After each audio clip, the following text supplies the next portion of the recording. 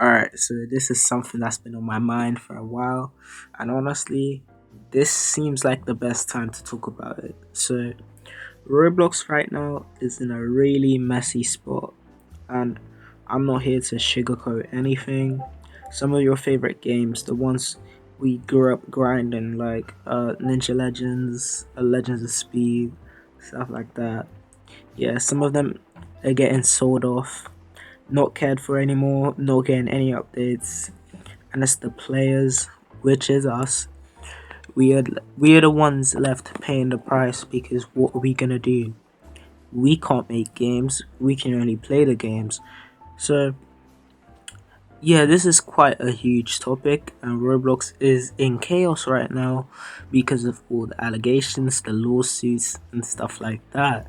There's also big companies which have been doing stuff recently under the scenes, but their actions have just been swept under the rug because everyone's throwing shade at Roblox right now, which is deserved because Roblox does deserve that. But I haven't seen any content creator talk about this yet, so I'm just gonna talk about this.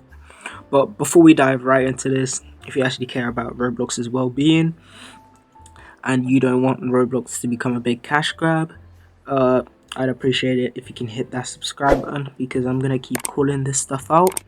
If everyone just stays quiet, I'm just gonna say it out. I'm not usually a commentary channel, but hey, this is where we are now. So yeah. So to start off, the first game I'm going to be talking about, you've probably already uh, clocked onto this because of the gameplay, but it's Azure Latch. So Azure Latch, this game had so much potential. It still does, don't get me wrong, but the community loved it, everyone loved it, it was hyped and it was good. But what happened? Recently, this is quite recent actually, the original devs have left the game. They just dipped. But um I don't even have the screenshot, but I'll try find it if I can. Um the owner of Azilaj, I don't know his name, but he said he was never gonna sell the game off because he's not in it for money, but he just sold the game off. And he sold the game off to a very controversial name, and he is called Brandon the Boss. You may have heard this name before. I know him from ALS and a few of his other games. I think one of his other games is a One Piece game, AOPG. I played that a lot a while ago, like 2022 during COVID. I grinded the game like crazy, but Brandon the Boss has a studio and influence that could almost rival big games. They're like right underneath big games. So um this is quite huge in my opinion because Brandon the Boss and his crew have just taken over as Yerlach, and you already know what that means. It's not about the community anymore because all they're in for is the bag. A big crew like this, a big company like this, as we can tell from their other games, like ALS, they only care about the money. If you've played ALS, you've seen the prices of their game passes, which may be pulled up. I will pull it up. You can see the prices, the game passes, and the stuff in the game. It's quite outrageous to me, in my opinion, and I feel like them taking over Azure Lodge is just gonna spit in the community's face because there's been quite a lot of uproar about this topic. So yeah, I feel like every update from these new devs, the new crew, is gonna be designed to squeeze money out of all the players.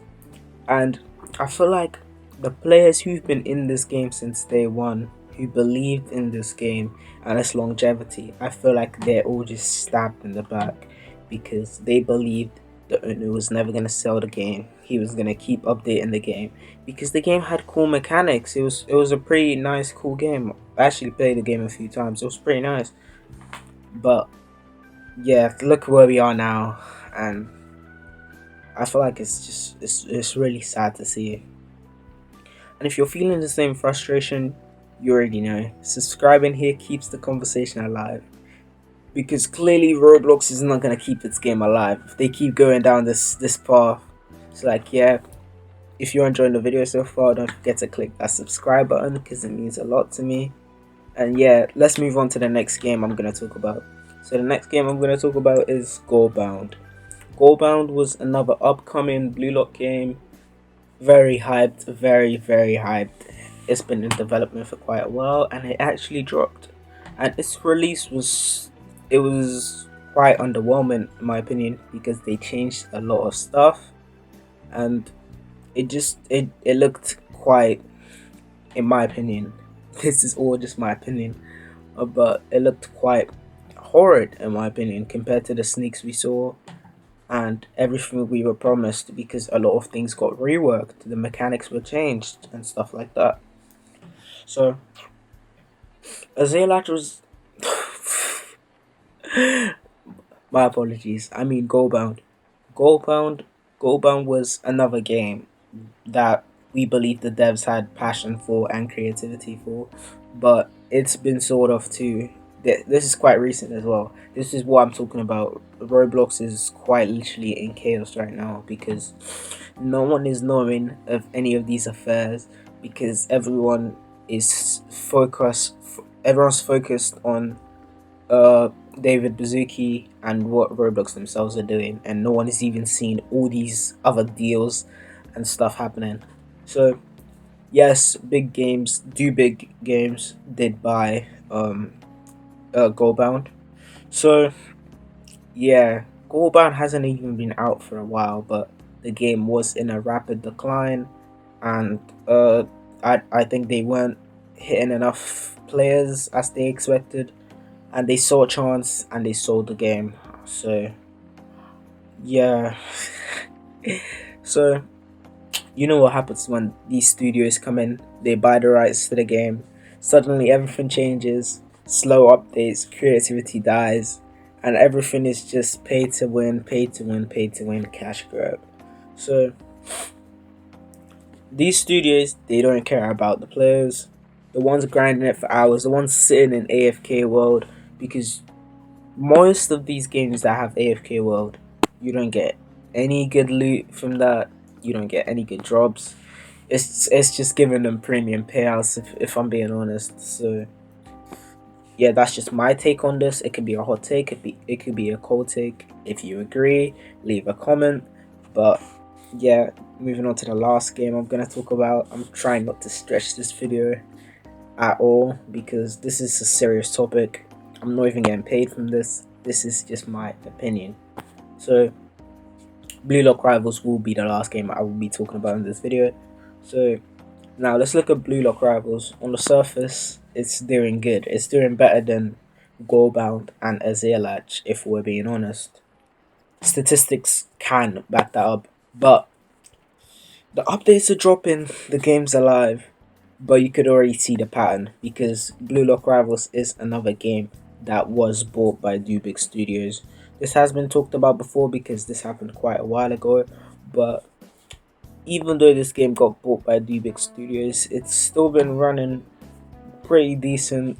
It's not hitting the numbers it was hitting before, but you can still see the game's doing decent.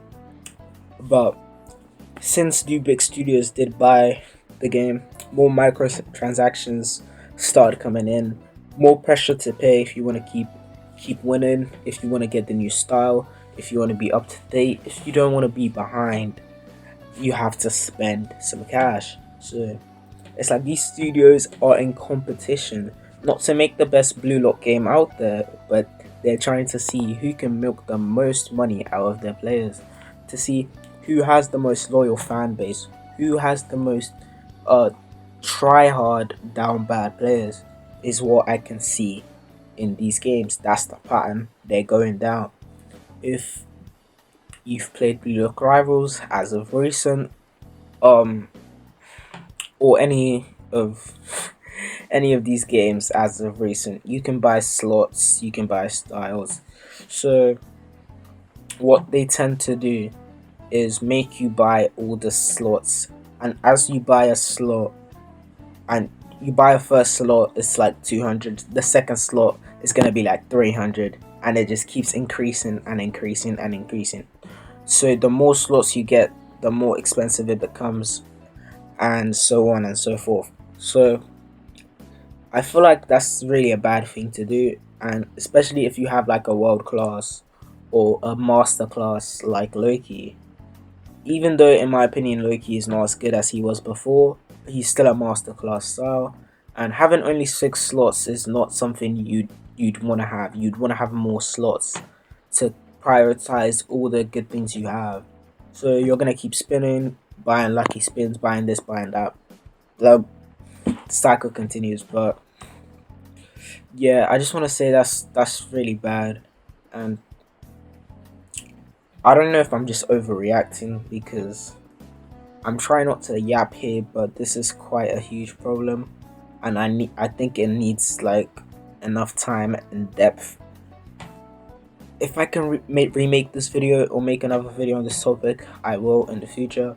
But this is all I have to say for now. If you're still here, you made it to the end, don't forget to like, comment, subscribe, because I'll appreciate this. Because the more we talk about this, the harder it is for the devs to ignore this topic.